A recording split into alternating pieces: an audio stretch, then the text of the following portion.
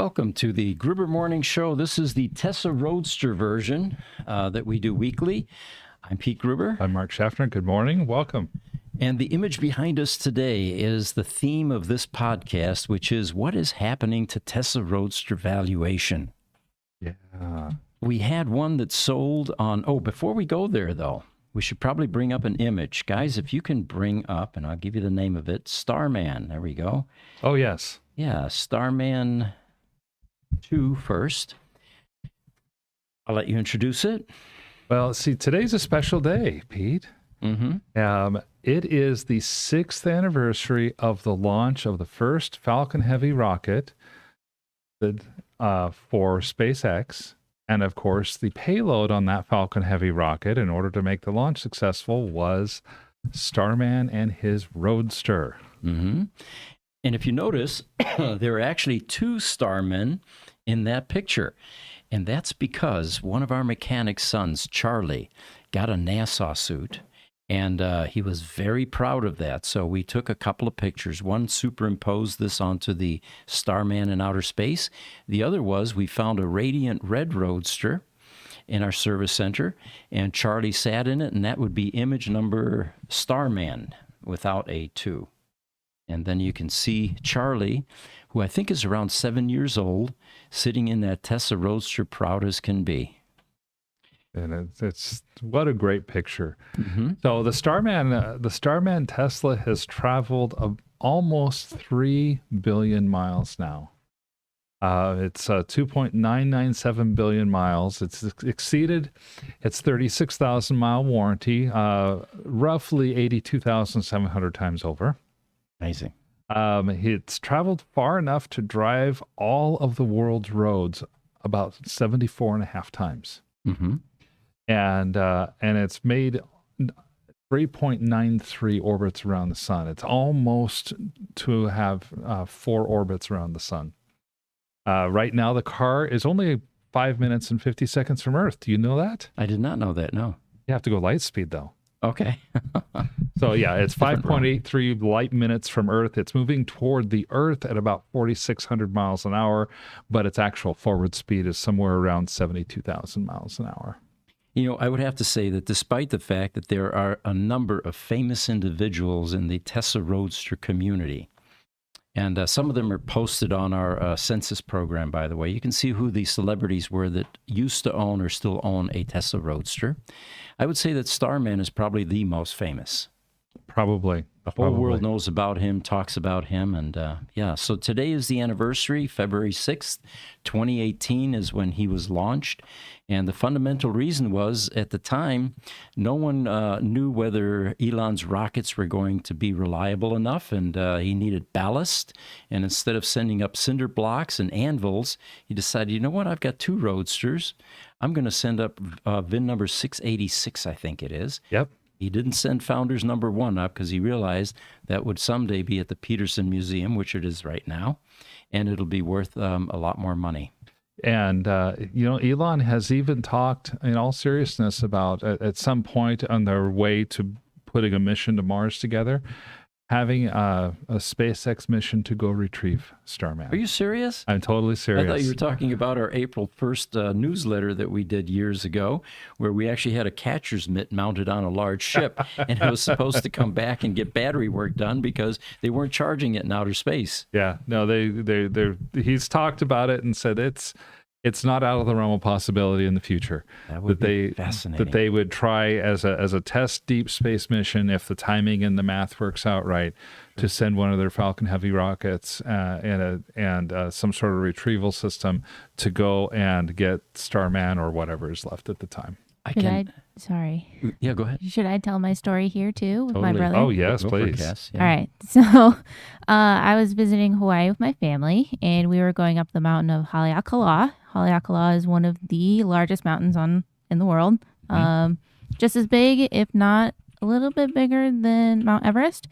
And so there's this long, windy road, perfect for roadsters. And we're trying to entertain ourselves. It's my dad, my mom, my brother, my papa, my grandma, my sister, and myself. So there's 7 of us in this van going up this big mountain of Haleakala. At a certain point, we get above the clouds. And my brother goes, wow, it looks like heaven. And then he also says, if we go even higher, we might be burnt by the sun. And I go, not really. You have to be in space for that. And then I ask him if he knows that there's a car in space. He goes, no. And I go, oh, there's this guy, Elon Musk. He used his SpaceX and put a Tesla Roadster in space. And he goes, that's cap, meaning that's not real. that's you're joking with me right now. And I go, no, that's no cap. It's real. He's up there, and I could show you if you wanted me to. Very cool. Yeah, the whole world knows about Starman. Thank you, Cass, for Yes. sharing that No with us. problem. Well, you know, I didn't mention, I know why Cass is totally right about Haleakala being so big. From sea level to the top of Haleakala is about 12,000 feet. I had the chance to go up there once when I was just out of really? high school. But Haleakala doesn't start at sea level. It does not. Haleakala starts almost 20,000 feet below sea level. That's where the seafloor is at. Oh, okay. Haleakala was built via volcanoes. Gotcha. Yeah, so Okay. it is at some 32 or 33,000 feet, base to tip, one of the very few largest mountains in the world. Amazing. See, It's we're learning something gorgeous here on up this show. there. Yeah. I got to dance up there too. I got to dance my hula up there. Oh, Ooh, really? Cool. That's cool. What's the air like up there? Is it rarefied and you were breathing hard, or? No, I mean I was breathing all right. My papa came up there and he's older. Yeah. But he was doing all right. He hung out in the car because it was really cold. It was maybe like 30 degrees ish up there. And it was super windy. So it's not even like 30 degrees without wind. It's 30 degrees with a wind chill. Mm-hmm. But it was gorgeous up there. The sunset was beautiful. My sister and I stayed up there for a little bit longer than the rest of them because they got cold, so they went back to the car. But we wanted to see the stars, and it was like crystal clear. You could see the stars easy up there. Oh, I can imagine. that would yeah. be so cool. Very low pollution or none at all. Fascinating. We've got Stephen Rose chiming in, and then we'll get to the Roadster valuation here in just a second. He said, have you noticed how negative the Wall Street Journal is so negative about Tesla and Elon? We were talking about that in the last podcast. Yes. And, as I started to point out, the Wall Street Journal used to be a highly respected industry type magazine. Any professional that was, taking a subway, going to the local office, and we're talking decades ago, of course, before the internet. Sure. They typically had a Wall Street Journal tucked under their arm, and that's what they read on the train on the way home or in the subway, on the way to work. And it was a highly respected journal that dealt with investment advice and, But what's it turned into, Mark? Oh, I think that this article that Stephen Rose is referring to, of course, is the one where they're saying Elon Musk used drugs. Elon Musk pressured his board members to use drugs. Therefore, shares of Tesla are down. Bad Elon, bad Elon. That type of thing. Yeah. And it's an opinion piece. Right. There's so much of what goes on in the press today in places like the New York Times or the Wall Street Journal or other more liberal press, and the conservative press is not immune. Mm-hmm. Most of the conservative press has gone this way too. The thing is, they're presenting these opinion pieces as fact. They load them up with verifiable facts and then come to absolute opinion conclusions that aren't supported necessarily by those facts. To that point, as we were going through the article in our last podcast, they even said, well, it's probably more things like the interest rates are way up on cars, and that's why people are not buying EVs than it is that Elon was using drugs. But, we're just going to go with this. Yeah, we talked about in the last podcast, all of the car manufacturers yesterday went down. It wasn't just because, Tesla had a black mark with yet another Wall Street Journal article, which first was released in January and then again Saturday. So yeah, we're noticing it. The community is noticing it, and I think intelligent people are drawing conclusions about what they're going to be buying and what they're going to believe in the future. Yeah, I think that this has done more to harm the Wall Street Journal than it's done to harm Tesla. Yep. Highlander says, please mention everyone your website and the free services available. Some people watching don't know about it. I jump on it as often as I can.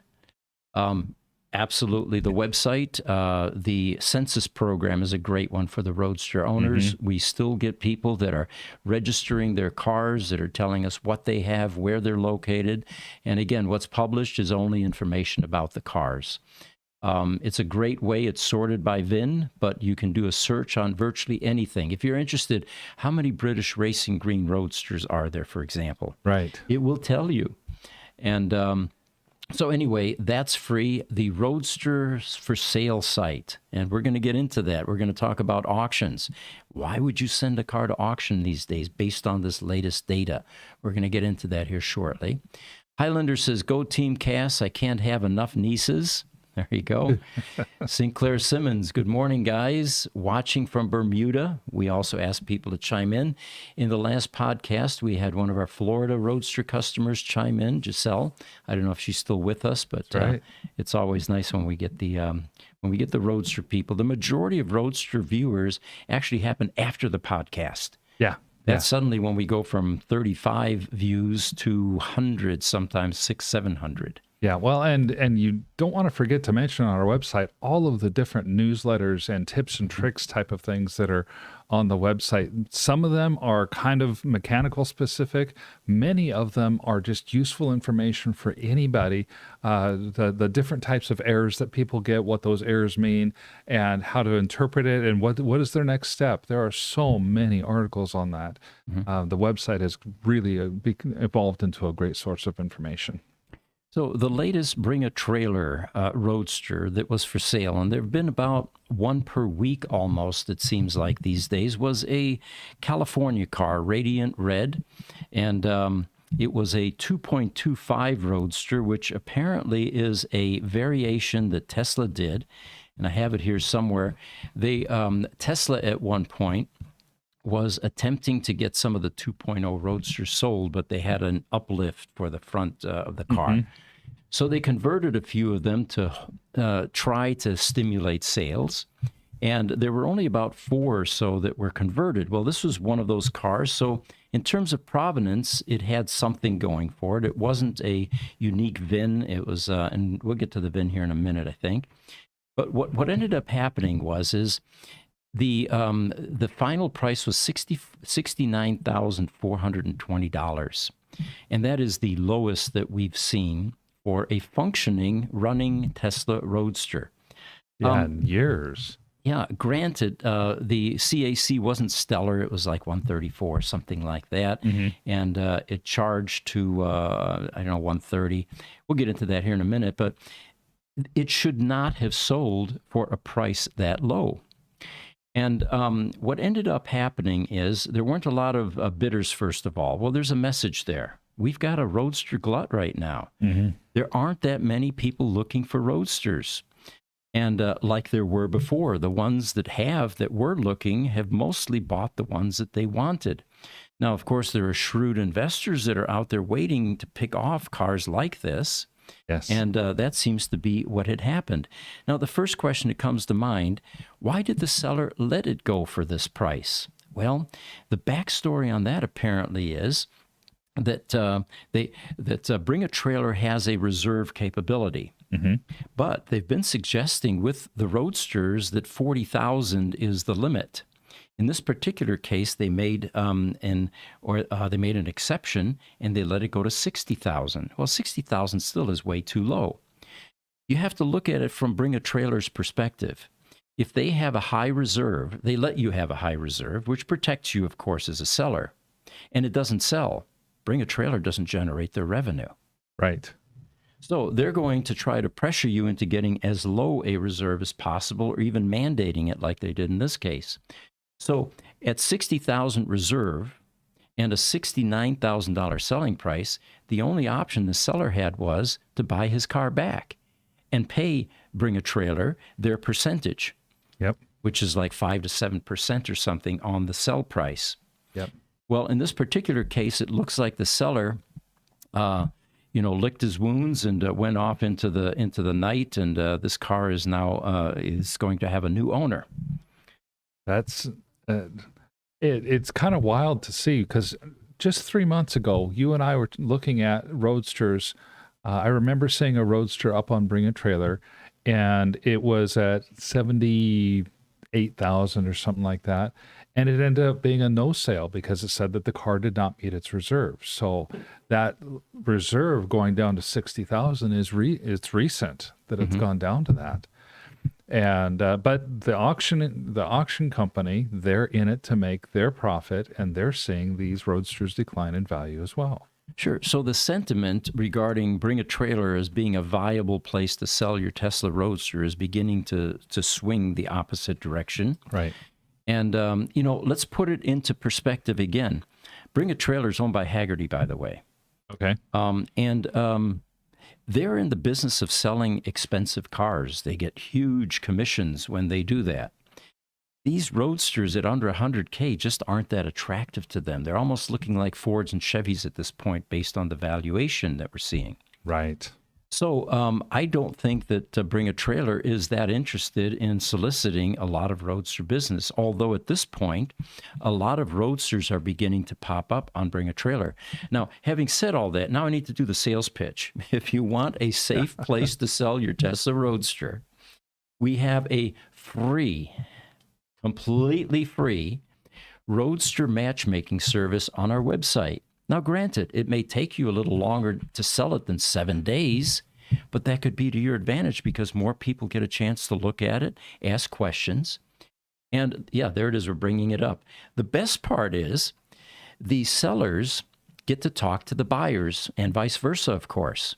Whereas at this auction, yeah, you get there's a query stream and, questions and answers, but your ability to contact the seller is pretty constrained. I don't know if they're doing that yet. They may have started doing that or allowing that, but I'm not sure. I don't know. What I do know is that we've had buyers come and ask us to take a look at the cars that are here at our facility that are on this list, and we do that for the buyers. We don't charge the buyers to take a look at something, to get an evaluation of the car. We don't charge the sellers that either. Right. And we even have that escrow service where if a buyer and seller are coming together and they're strangers to one another, there have been a few occasions now where the buyer will send us the funds, the seller will send us the title, and once everything is settled, the car is on the transport that's been transported to the buyer likes it, they're happy with what they've got, then we'll do the exchange. And it's the free portion is not because it doesn't cost us anything. Let's be very clear about that. We have staff. That staff gets salaries and wages. It's very time-consuming to manage a site like this. We're doing this as a free service to the Tesla community at our expense. Yes. Not only that, we're putting a lot into redoing it right now, too, behind the scenes. So. Yes. Yeah, we're investing our time, dollars, and efforts into this. We believe it's a great service for the community. And this is not something that's a revenue generator for us, nor is it something that we intend on making a revenue generator anytime in the near-term future. And as the saying goes, we don't have a dog in the hunt, so we're not going to push an agenda. Right. Our job is to become the Tinder of the Roadster world and do matchmaking. And then you guys work out the details, do the negotiating, and we've been very successful with that program. So getting back to this Bring a Trailer. Yes. Which I consider a tragedy. This car should have sold for infinitely more than that. Here was an opinion by someone that was weighing in. And, of course, there was a lot of discussion on Facebook. The Facebook site that I got this from was the Facebook Tesla Roadster Owners Group. And here's an owner that has 3 Roadsters, it looks like. He says, however, as someone whose business is in collectibles, this surge... Oh, I'm sorry. That was the thing from 3 years ago. I'm going to read you the one that he posted just yesterday. He says, I sell 8 figures of collectibles a year, including many extremely rare sometimes one-of-a-kind items, and they are almost all down as much as 25 to 50%. I also own other collectible cars that have seen the same decline coming out of COVID. Now, he's addressing, of course, this low price that we're seeing on Bring a Trailer. But then he says, I still like the long-term outlook for my Roadster, and I don't really look at the market adjustment as anything other than a buying opportunity. But it is reflective of what's happening to a wide range of collectibles, from rare cars to watches to art to sneakers and trading cards. And based on what I saw from this comment, I went to ChatGPT as I'm wont to do on these cases. Said, what is the state of the overall collectibles market right now in 2024? Are prices going up or down? Smart, yeah. And its response effectively said, well, there's a lot of things that are influencing it. And it was while it was a somewhat non-committal answer I got back from GPT, it was an answer that said, in general, things are, if you're lucky, they're holding steady. If you're lucky, okay. If you're not, you're seeing some price decreases. Sure. And, with the Tesla Roadster, there is a segment of Roadsters that are still collectible, that are still commanding decent prices. Yes. And that would be your pedigreed cars. That would be the signature cars, 100 in U.S., signature 250 in Europe. A celebrity-owned car, for example, all bets are off then. It depends on what crazy fan and how much they're willing to pay for a car that was once owned by George Foreman, right, but doesn't run, right, that type of thing.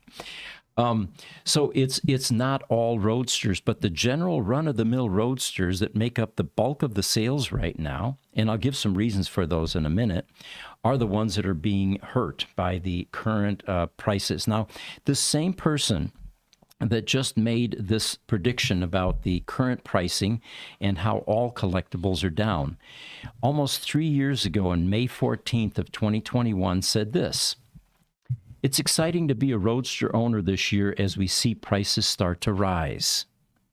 However, as someone whose business is in collectibles, this surge in prices is happening across nearly all collectible categories as bored rich people who actually have more disposable cash as a result of COVID are pouring tons of money into these types of items. Watches, cars, houses, trading cards, you name it, it's all surging. And they're all limited quantity items, so the Roadster isn't really unique. He says, I think Roadsters have room to settle with many of these other collectibles as people begin to return to their new life. I'm trying not to panic by a second Roadster. I suppose I'll find out if I'm right. Now, the last picture I saw from this individual, who appeared to have one Roadster at that time, was 3 Roadsters in his garage. So he was taking advantage of this buyer's market currently. He definitely was, and he was spot on. This is the height of the pandemic in May of 2021. After people were starting to see their funds come in and not have any place to spend them.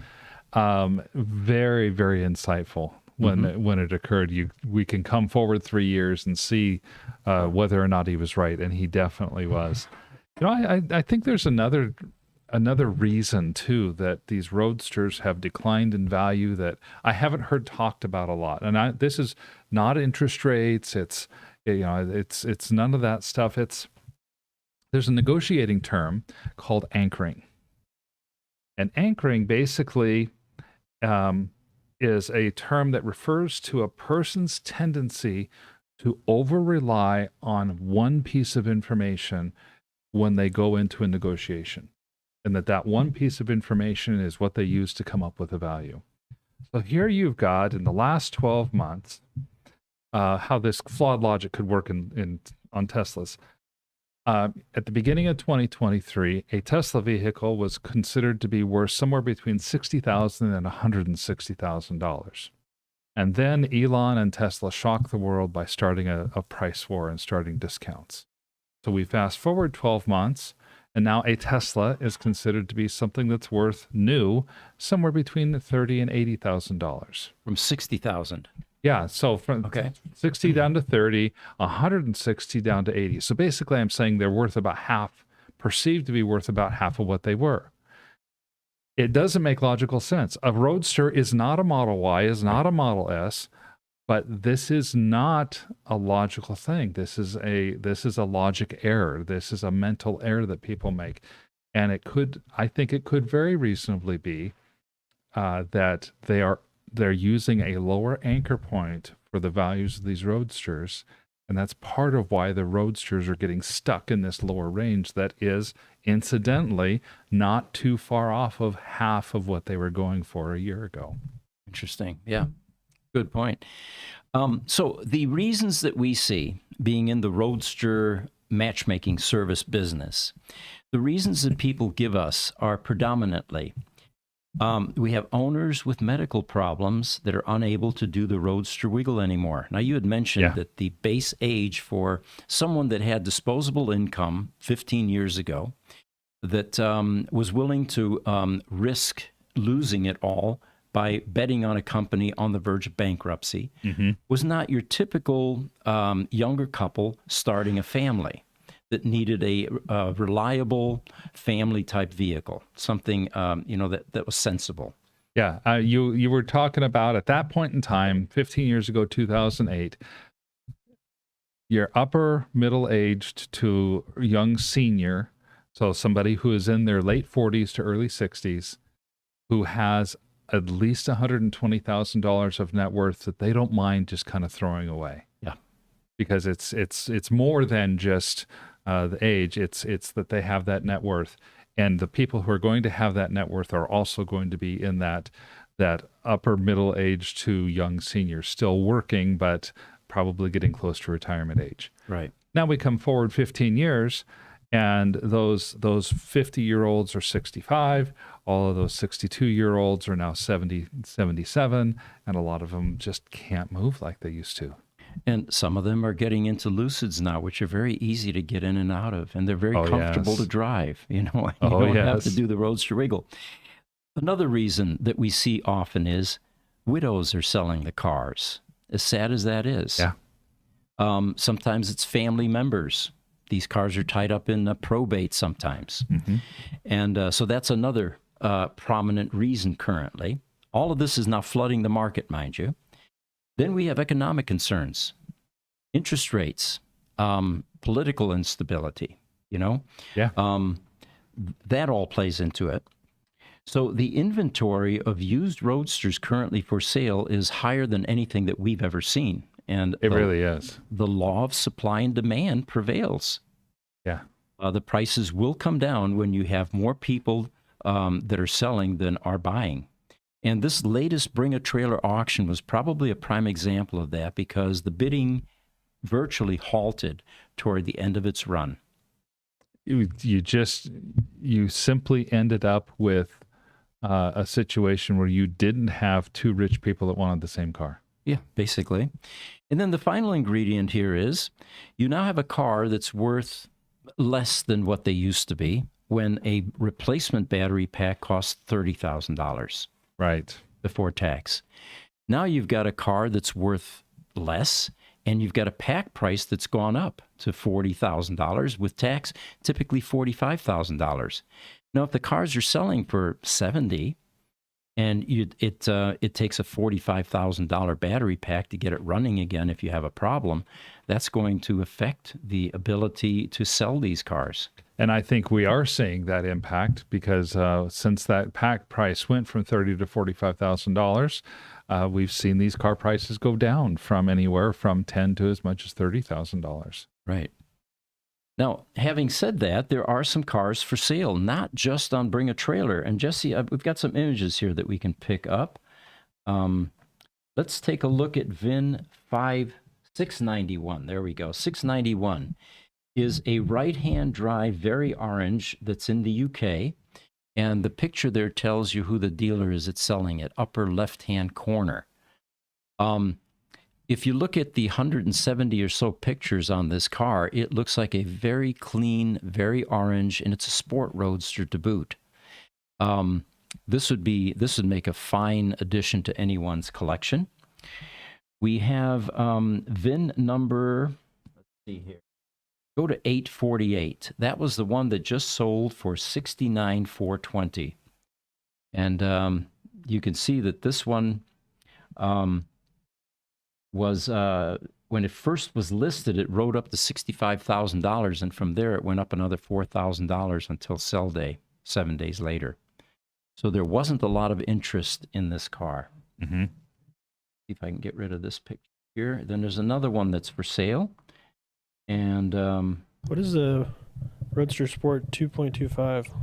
the 2.25 is a blending of a 2.0 Roadster and a 2.5. And what made this car unique was that it was one of maybe 4 or so that were upgraded by Tesla to stimulate sales of the 2.0 Roadster. So it has a different front than most 2.0 Roadsters.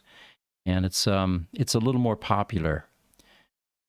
Then we have Owen Dowling's car, if you can bring that up. Here's someone in the UK that is looking for a right-hand drive Roadster. There we go. And these are all off Facebook, by the way. So if you're interested, you can go to Tesla Roadster Owners group and find some of this information. So there are some other cars for sale. We have cars in our service center currently that are getting upgraded, repaired, paint corrections done, all of that.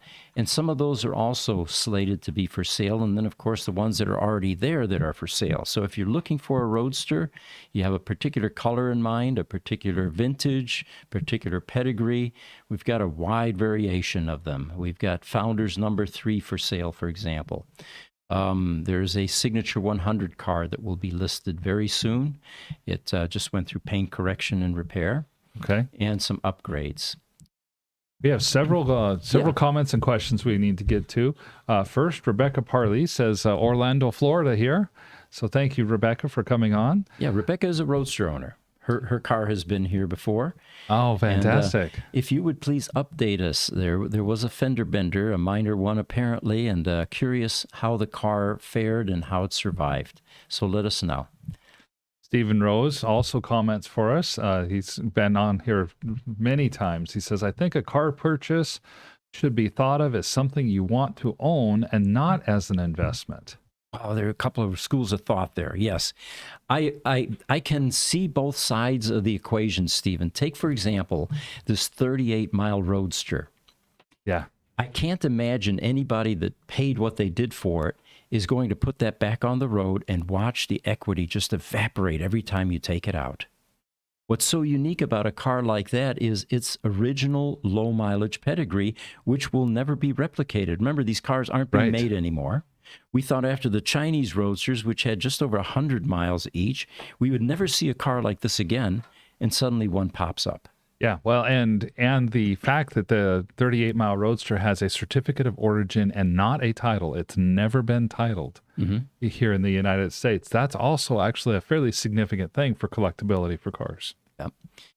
Douglas Platten is joining us. Doug, good to hear from you. Good morning, Gruber Morning Show. Hey, Doug, glad to have you on. Yeah. Highlander says, Muskegon, Michigan, June 15th, Tesla Takeover. Please be there. You know, I didn't know about that one, but I'm invited to the Austrian one in Flachau, Austria. I will be there May 25th and 26th. It's on a weekend. These Tesla Takeovers are getting pretty popular now. Yeah, they sure are. In fact, Highlander continues and says, if you're not able to come to Michigan, I'd be honored to put up the Gruber Motor Company banner on my clan tent. Oh, there you go. He's Clan Buchanan. And he says, now we're half of the fire and security services there. I knew a David Buchanan back in the day when I was working out of a company that I was a remote worker, but our company was based in Ann Arbor. Okay. And my office was, and he was a great guy to work with. By the way, we don't have a banner, but thank you so much for that generous offer. That would be wonderful. Then we've got Mandel Guima T watching us from Ghana. Thank you for joining us. Thank you for joining us. And Pete, thank you for pronouncing that one. All right, here's another one. This is a picture we want to throw up here. And it is called Bear with me here. I know it's in here because I just looked at it before the podcast. Well, Mark, I think you're going to have to run here for a second while I'm hunting for. Oh, I got it. It's called Munich Burn Out. Now, Munich is a city that's close to my heart. I was born just 30 or so kilometers south of there. Yes. And this is the Munich Tesla Service Center. The guy you see standing there is Peter Mildrexler. He was the service manager of the Munich Service Center. And they apparently got a Roadster that had become popular in Europe. And I'm going to bring up some of that data for you so that we can tell you which one that is. All right, it says, I'm going to bring my mic over so I can read this. Don't try this at home or in your store for that matter. Another Tesla Motors first. Incredible acceleration to 20 kilometers per hour with a time jump.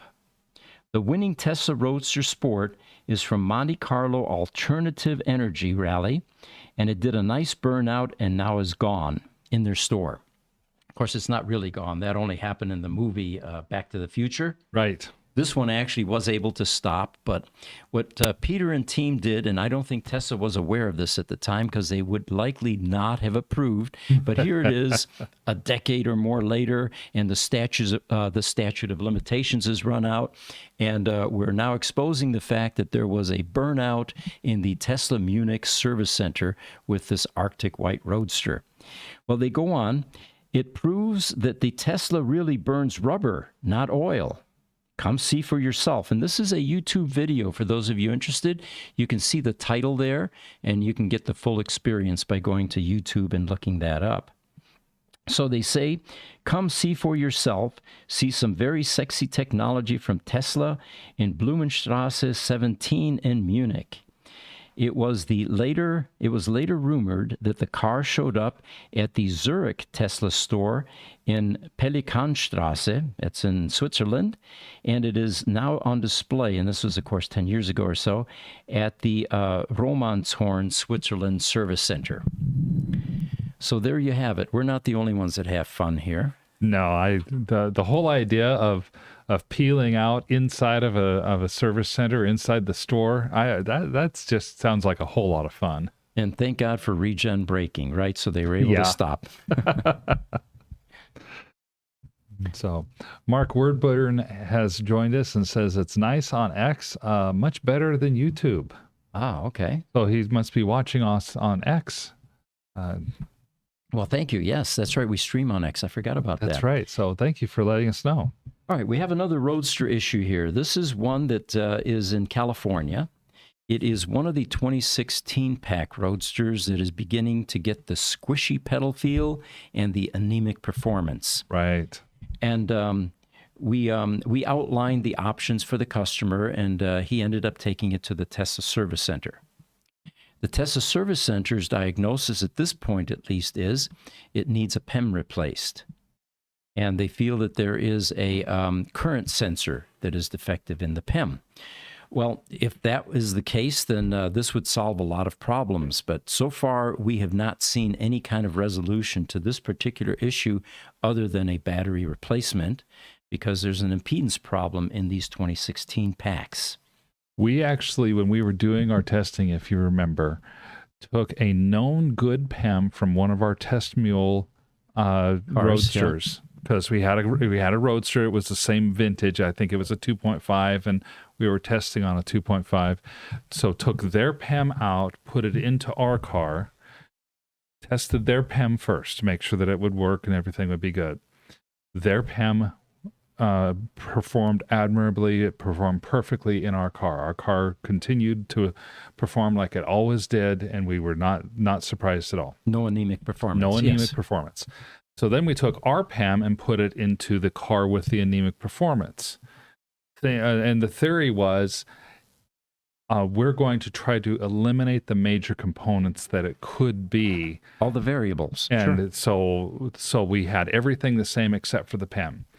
And kind of as expected, because we were already suspecting that it was a battery issue, not a PEM issue, the car still had anemic performance. Right. There was no difference in the car's performance, no, regardless of if we had two different PEMs, including a known good working PEM in the car. Well, that to us, that eliminated the PEM as a possibility. And by that point, we had already worked ourselves to the point that we were saying, okay, either this is a PEM issue or this is a battery issue itself. We had found out about the impedance and thought that it was a battery issue, but we wanted to eliminate the PEM as a potential source. That means if Tesla is recommending that they replace the PEM, if he allows them to go through that, he's going to pay a lot of money and be very disappointed at the end. Well, I think more than likely a responsible manufacturer like Tesla is going to reimburse and, if there's no fix. But we were in contact with Tesla Engineering, and it sounds like they may not have gotten with the service center yet, or there's another option, which is that the service center may actually have found something, which would be wonderful as well. But we're going to find out. Yeah. Now, someone else chimed in and said, well, that sounds like a resistive cell. Well, a resistive cell symptom is completely different than what we're seeing here. The symptom of a resistive cell is that every time you charge, you're going to get a reduction in the level that is reached, the mileage level. Right. And what's happening is the battery safety management system is actually throttling back your ability to charge because it's seeing a brick imbalance. The millivolts between two bricks is growing, and it is getting to a point where the charging system says, we're not going to allow you to charge. We're only going to charge the lowest brick in that battery pack. And it's a gradual thing that happens oftentimes over weeks and sometimes a couple, 3 months or so. We had one as fast, in fact, Giselle was with us earlier, that happened within a couple of weeks. It was that rapid, a resistive cell. The squishy pedal feel, the anemic performance is not indicative of any kind of resistive cell symptom that we have ever seen. Oh, not at all, because when you put the laptop with the software that measures the individual bricks, it'll say that the bricks are charged all the way to their highest voltage. But when you smash that pedal, instead of getting the 200 kilowatts or plus that you're expecting to get at some 800 amps, to give the torque and the power to accelerate quickly, you end up with sometimes 100 kilowatts, sometimes even a little bit less when it gets really bad. And the computer measurement shows that amperage is being limited because the cell is being asked for electricity that it cannot deliver. And the reason for that is that you have an impedance problem, and that's not a single brick problem. It's all the bricks that are reporting it. Right. So it's going to be an interesting development to see how this unfolds. We're curious, and we'll report as we get more data. We have another image that I'd like to throw up here, guys, and this one is called, it's in a folder actually, powder coating suspension. And let's go through those images one at a time. In the world of Roadster repair, things evolve and change, and the requests from customers have been changing as time goes on in the car's age. We have been digging out suspension components. These are control arms here. And then you have linkages, and we've got a sway bar there, 2 of them. In the cars that are driven in the 4 seasons, especially with salt on the roads, it's starting to take a toll on the finish on these components. First, the anodizing or the plating goes away. Then the rust begins to infiltrate and penetrate. And if we go to the next image actually, you can see how some of these things are looking pretty rusted. And the third image will give us a bit more. There we go. So here we are putting brand new suspension components. We're changing the bushings and, the tie rod ends, and things are looking pretty new. And then we have all this rusty stuff. And what we're offering customers is you can get all of these suspension components powder coated before we've done the rubber bushing replacements, and we have upgraded them. Now you've basically made it new again, and you've added a layer of protective coating that wasn't there before. That makes a lot of sense, because a powder coat is probably a more rigorous paint process than what went on these to start with. They were probably simply given an automotive paint coat. Oh, it was actually plating. It wasn't plating. even paint. It Wasn't wasn't even any paint, kind of a okay. protective barrier other than plating, and some of them weren't even plated. Like you see the brake parts right there that are nicely Sure. brownly rusted. Those had nothing on them, and they were exposed.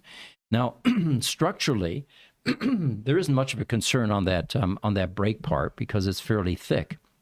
But again, what we'll do is we'll show you in the next few podcasts as these parts come back from the powder coaters. We've got a few cars that have already been done, and I couldn't find those pictures, but we're going to start showing you pictures of what these parts look like after they're powder coated. And, surprisingly enough, it's not that expensive.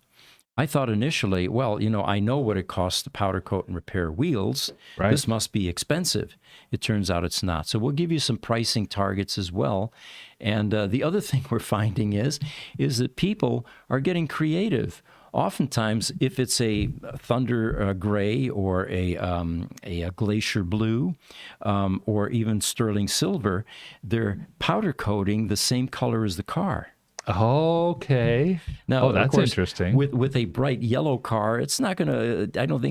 I think the caliber, becoming that color probably makes sense, but not all your suspension components. Sure, So. sure.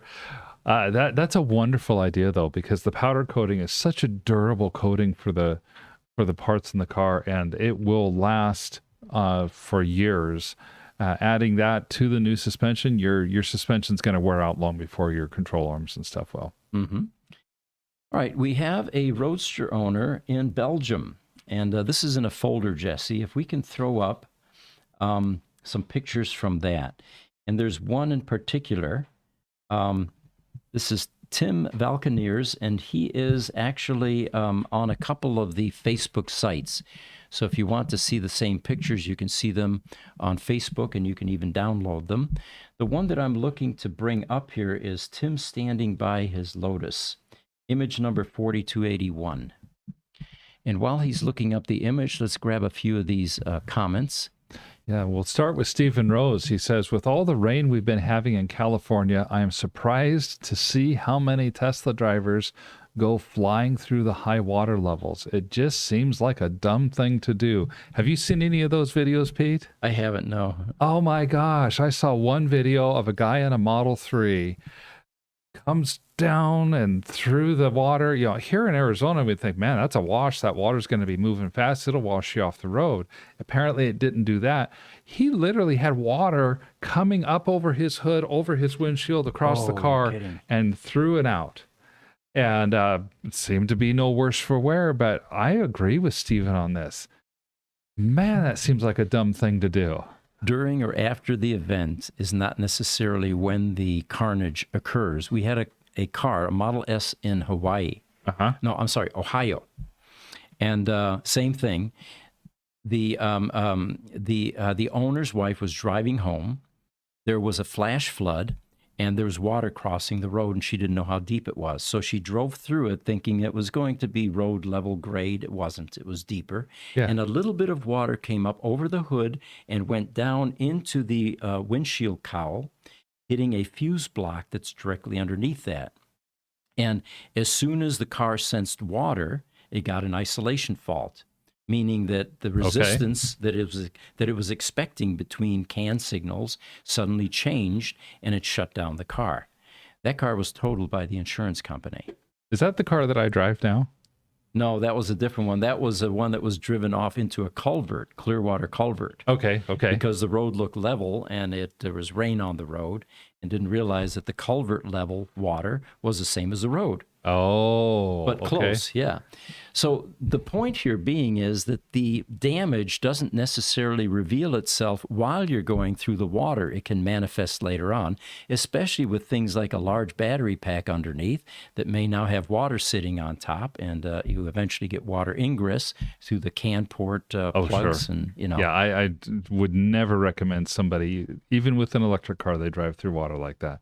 So let's go back to this picture. So this is Tim Valkeniers in Belgium. Notice the Belgian buildings there. Very typical of that region. And he is a Lotus repair guy as a hobby.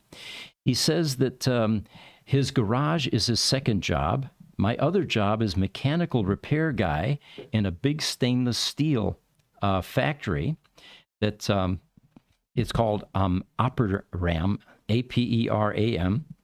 And he says, believe it or not, but we're the company that are producing all the stainless steel for the Cybertruck bodies for Tesla.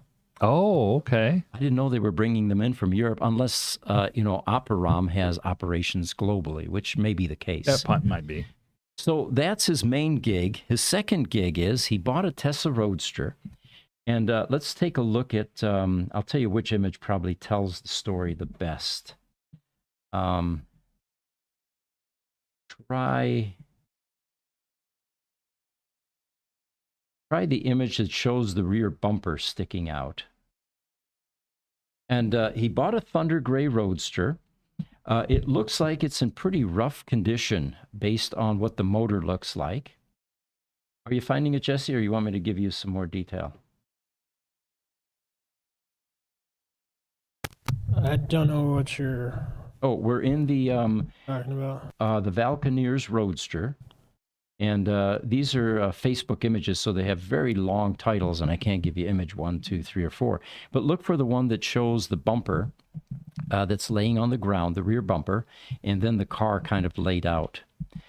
And then we'll look at the motor and the battery. There we go. Yeah. So this wasn't the most pristine Roadster in the world, it looks like. And I didn't get much detail yet as to what its condition was. Bricked, inoperational, how long's it been out of commission, that sort of thing. There's another image that's right next to that one, which shows the motor and the transaxle. And that'll give you an idea of what kind of condition it's in. This almost looks like there was some water involved in this, because if you look at the aluminum castings... That's what I'm thinking too. Yeah, there's some corrosion there. Unless it was left out in the rain. Now, remember, Belgium is that part of Europe where North Sea, they get a lot of rain. His goal is not to make the existing Roadster portions operational. His goal is to, and let's look at image number 3420, and that'll give us a clearer indication of what he's aiming to do here. He wants to put a different drivetrain in here, and he wants to lighten the car dramatically. He wants to take it down from its current weight to 1,000 kilograms. Now, I had to look that up because I'm not a metric guy anymore. Okay. 1,000 kilograms is 2,204 pounds. That's his design goal. In order to do that, he's got to shed a battery. He's got to shed a whole bunch of stuff in the car. And what he's going to then use, and for those of you that have been in the business for a while, that green logo on that box, that indicates AC Propulsion Systems, ACP. That is their PIMs that they ended up putting in European cars. Oh, okay. And what he wants to do is put the ACP drivetrain into this Tesla Roadster, taking it back basically to original beta testing prototype Roadster when they were using the ACP drivetrain. And he's still on the hunt for a battery. He's looking for a smaller battery, of course, because he's got to shed, 1,000 pounds. Right. And like most of the experimenters in the Roadster community, these guys are inspiring. I mean, the fact that they'll tackle something like this, there's a healthy dose of respect for these guys, because this is an enormous amount of work, research, a lot of problems and challenges that need to be resolved. And but what he eventually wants to do is he wants to race this Roadster, so he's got to lighten it up dramatically. And he says, and there's kind of a language issue here, but he says, you see good that the Tesla is not add lightness minded building a car for us.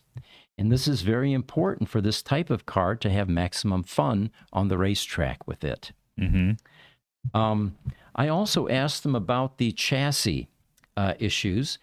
And he says, I repair Lotus chassis all the time from broken Lotuses, collision damaged. And he glues them back together like the original, only the original is a heated glue, and he uses 2K, but the end result is like original. And I don't know what 2K means. Maybe it's a type of epoxy or adhesive, but it's that orange glue that holds the Tesla Roadster together, which is also used in the Lotuses. So anyway, the first picture that you saw was Tim by his 7-year Lotus Elise, which is his daily driver. So he was inspired by that car, and he's now going to attempt to convert a Tesla Roadster into an upgraded drivetrain and make it infinitely lighter. You know, I had seen, as we were looking through some of the pictures of this car, I saw more of the front view of that Lotus Elise. Like, yeah, okay, I get it. I totally understand why the Roadster would have picked up off of this car, because it's a pretty little car. Mm-hmm. It really is. All right, got another image to pop up here, Jesse. It is the... Hey, Pete, just so you know, you have a lot of questions and ones that just came in about the cars you were talking about. Oh, let's do that first. Let's get that. Couchlock says, how much is a prototype worth? A prototype Tesla Roadster, I think, is what we're talking about here. You know, I'm asked that question continuously regarding these highly pedigreed Roadsters, and the simple answer is there is no comp value to draw on. And the story I tell often is when you go to sell your house, your realtor is going to look at comp values in your neighborhood, what's the price per square foot, and from that they're going to land on a fairly accurate prediction what your car or your house is going to sell for. With these types of prototype, collectible cars, all bets are off. It depends on what someone is willing to pay, what they feel the value is. It really is. It's so hard to find a comp value.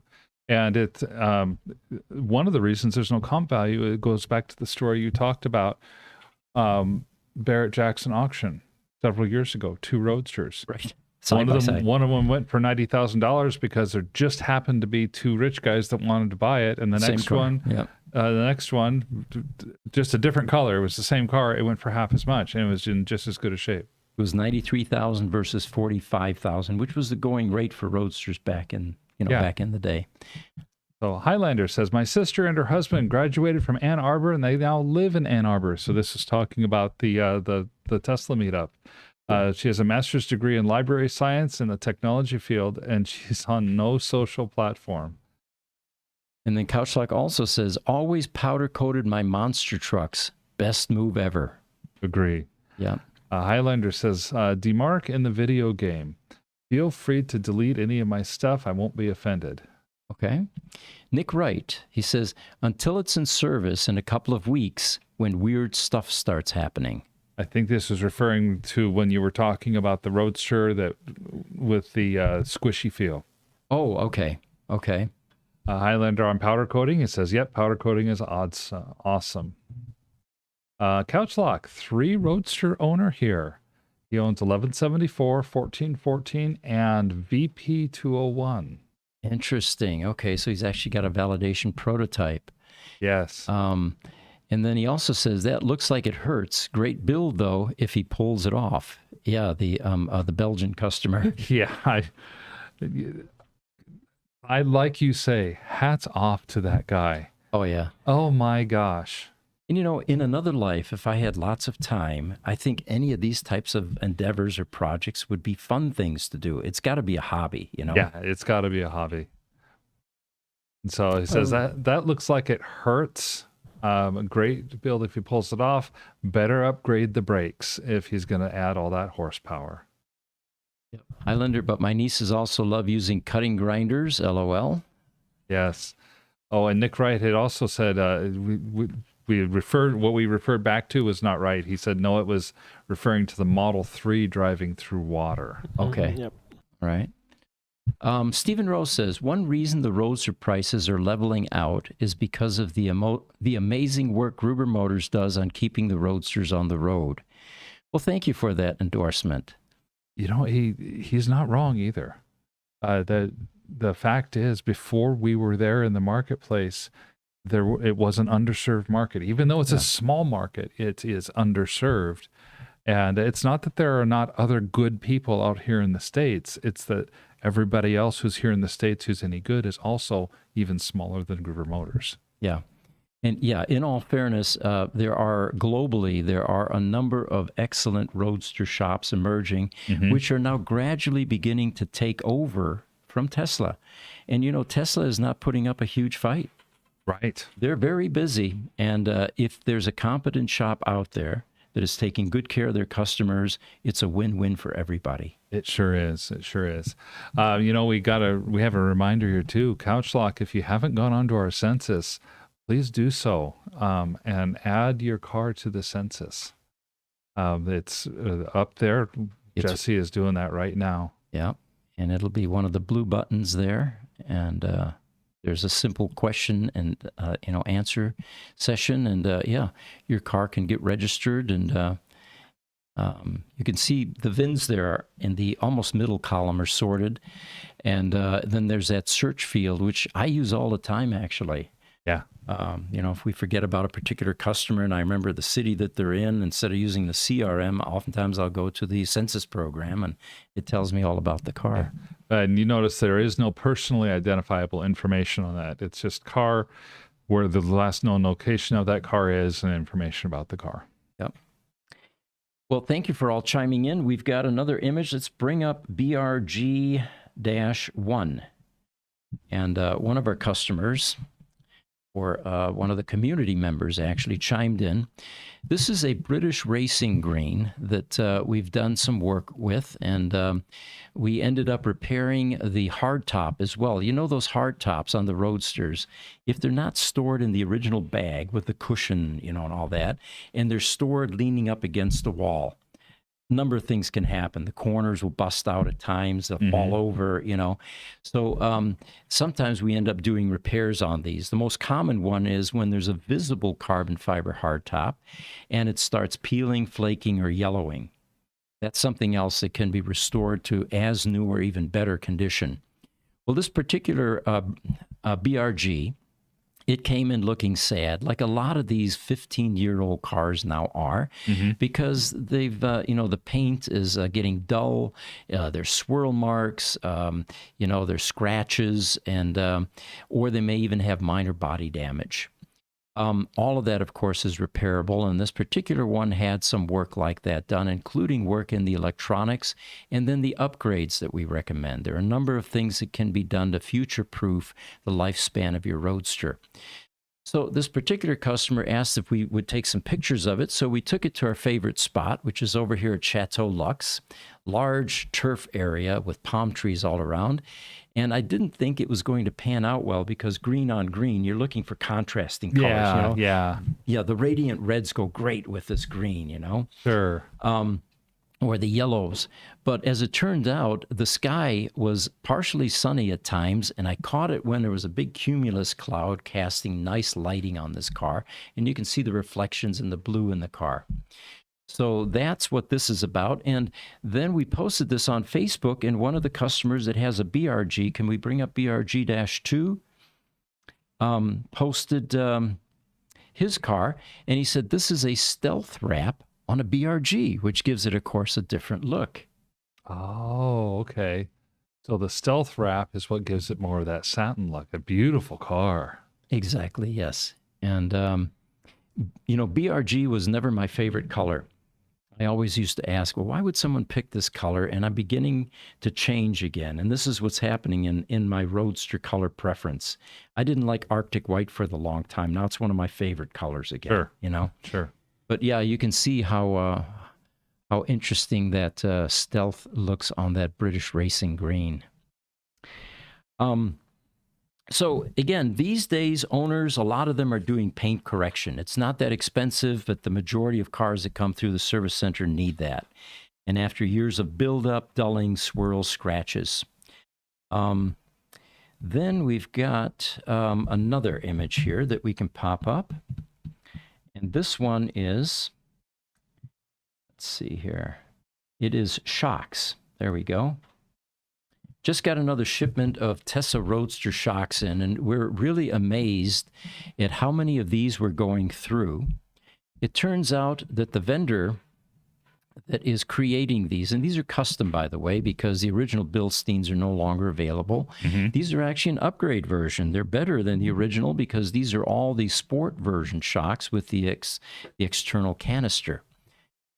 We are finding amazing results with the change in suspension and the ride quality with these shocks. And there are very few that come in these days that don't need shocks. It's not just about use, it's also about age. That oil congeals.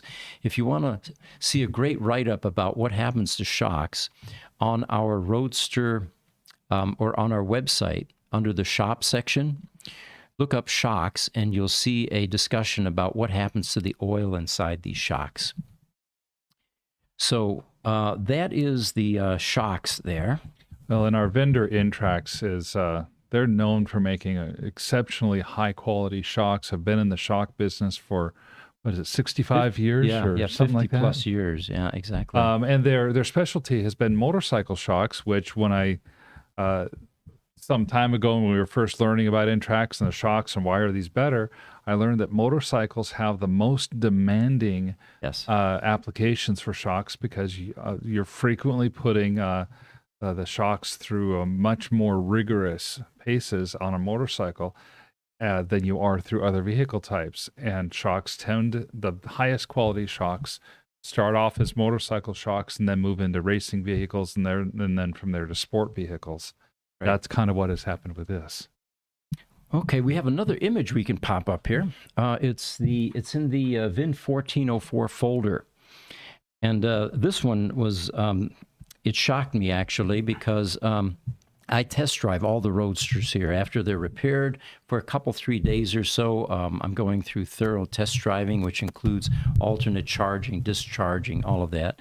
And this morning, I wake up, I go out to the car, one of the test drive cars, and I find a Roadster that's got a charge at 189 miles. And I thought, wow. Oh, come on. The guy's left this in range mode. We shouldn't be doing that with legacy marginalized packs, blah, blah, blah. And then I realized, no, this is standard mode charge.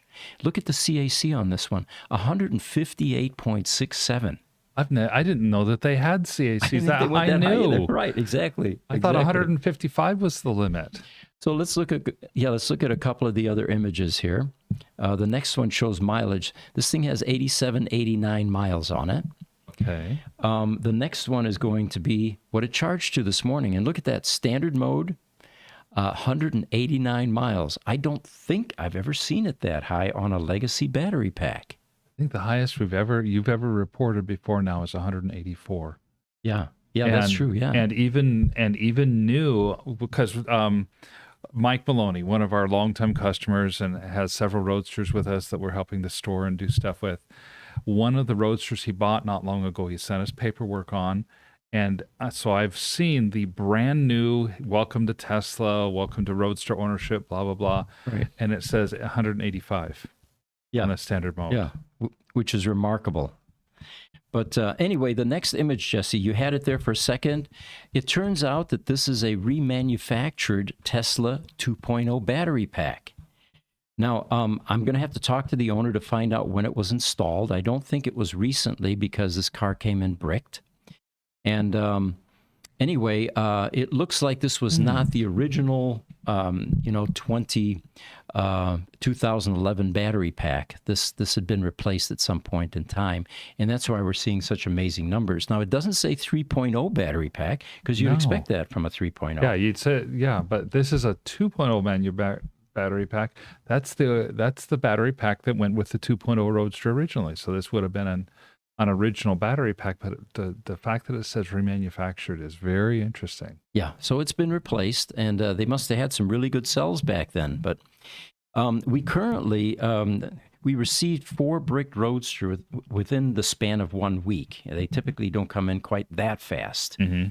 But what was amazing was they came in all at once. We have an assembly line process, and we were able to nurse all 4 of them, keep them on life support until they go in for pack surgery.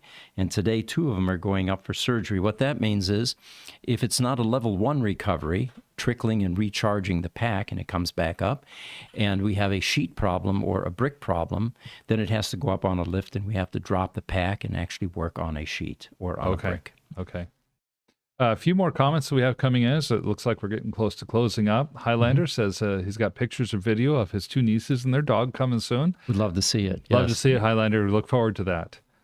And Stephen Rose asks us, what was the outcome of your survey of what do you prefer, the orange or the green? No, we didn't get any results. We didn't get any results. No, so maybe there's another color we need to put up there. Yeah. The difference between two. What do you guys think? I would always Orange or say I would Twilight Blue, man. Twilight blue. Yeah, that is a love cool the Twilight color. Blue. Yeah, I'm a big fan of that yellow. Is it radiant the yellow? yellow. It's called Brilliant Yellow. Brilliant yellow, yeah. And then, of course, there's the Insane Green. That's my all-time favorite. Oh, that's a We good own it. one, too. There's Oh yeah, only one in the U.S. that's a great color too. Yeah. Actually, Eric Robertson in Texas wrapped one of his Roadsters that insane green color. But, it's a wrap. The original is definitely going to command high prices. Sure. But, yeah, it is an awesome color. The reason I say that is when I was test driving that, I'm used to getting a fair amount of attention, right? Conversations at a light with the window down. What is that? That type of thing. This car was just a never-ending conversation. Yeah. Totally get it. On Instagram, finally, Sereth505.02 says hi. Well, thank you for joining us, all of you. And it looks like we're running out of material here, so this is probably a good time to close. These Roadster podcasts happen weekly, Tuesdays at 11 o'clock. We usually announce them ahead of time and the theme or topic on Facebook on the Tesla Roadster Owners Group. So make sure you join that if you want to get constant updates. And they are, after the podcasts, are posted out on our YouTube channel, Gruber Motors. And Aaron does a great job of putting timestamps in. So if there's a particular topic you want to review, you can go right to that section in the video and bring it back up. By the way, before we head out, Wait a minute, Jesse's got You something. just did the same thing again where you tell people that would have had to have watched the entire podcast about, hey, this will be out after the fact. Oh, that's yeah. right. Yeah. Just a little funny side bit. shout out to we forgot Victor that. for making this really gorgeous Roadster piece. We're talking about what do we want to do with it? Do we want to, hang it up somewhere or give it away, or what do we want to do? Well, the way this happened, let me give him the backstory on this. Victor, our service manager at Gruber Motor Company, has a side business where he does silkscreen T-shirts, this shirt, for example, here, and also decals like this. In fact, he does your decals for your Tesla Roadsters. He can do the T symbol. He can do the Tesla along the side of the door, or any variation you want, any color you want, all of that. So he fools around in the evenings at times, and he created a shirt with this Tesla Roadster, silkscreen on it. Yeah. Then he decided to do a transfer letter thing, and he said, if we put this on an aluminum plate, which we have lots of scrap, we can mount this on a door somewhere. So we did a couple of them. We've got the Tesla Shield, a large one, and then this Roadster. And then on the weekends when I come in, I've got a lot of aluminum scrap from our machine shop, which I love to tinker with.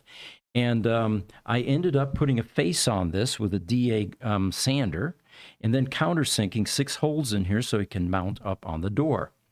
Well, it occurred to us maybe our community wants stuff like this as well. So I'm putting it out there. Get creative. If you want something interesting made like this, let us know. If you want the aluminum plate with it, that's going to be a Pete creation. And if you want the decal, that's going to be a Victor creation. But we can do anything that you like in this format. So that's why we brought it with us today. Yes. And so shout out to Victor. It looks gorgeous. And thanks again for doing that. So are we wrapping? All right. I think that's it. Thank you for joining us. We really appreciate all of our Roadster community chiming in. And again, every Tuesday at 11 o'clock. Tomorrow's going to be the AI podcast if you're interested in the newest developments with artificial intelligence. Friday morning is Power Services. Monday is the Communication Products Group. So we've got a bunch of different podcasts for you. That's right. So take care.